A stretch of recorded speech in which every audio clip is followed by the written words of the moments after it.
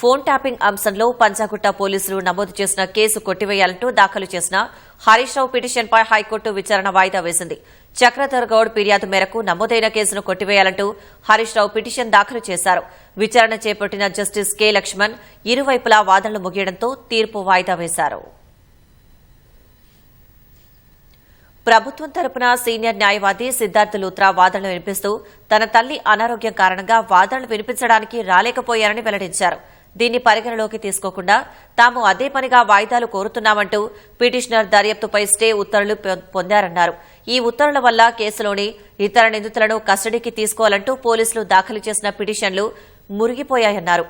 ఇదే కేసులో మూడో నిందితుడైన వంశీకృష్ణ నుంచి పిటిషనర్లు అఫిడవిట్ తీసుకుని దాన్ని తమకు అనుకూలంగా మార్చుకున్నారని సిద్ధార్థ్ లూత్రా వాదించారు. నిందితుడిని హింసించామని చెప్పడం అవాస్తవమని పబ్లిక్ ప్రాసిక్యూటర్ పల్లె నాగేశ్వరరావు వెల్లడించారు. అదే నిజమైతే అక్కడే మెజిస్ట్రేట్ ఫిర్యాదు చేసి ఉండాల్సిందన్నారు.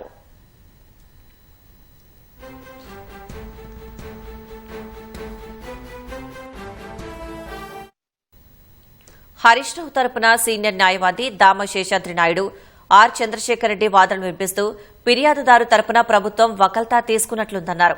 అతనిపై అత్యాచార యత్నం సహా 11 కేసులు పెండింగ్లో ఉన్నాయని, ఇప్పుడు ప్రభుత్వం అవన్నీ తప్పుడు కేసులంటోందని వివరించారు. రాజకీయ కక్ష తీర్చుకునేందుకు హరీష్ రావును కేసులో ఇరికించేందుకు యత్నిస్తున్నారన్నారు.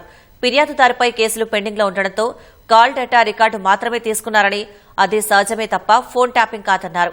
కేసు నమోదైతే ముందస్తు బెయిల్ పిటిషన్ దాఖలు చేయకుండా నేరుగా కేసును కొట్టివేయాలని కోరడం సరికాదని చక్రధర్ గౌడ్ తరపు న్యాయవాది వాదించారు. ట్యాపింగ్ చేస్తున్న ఆధారాలున్నందునే ఫిర్యాదు చేసినట్లు వివరించారు.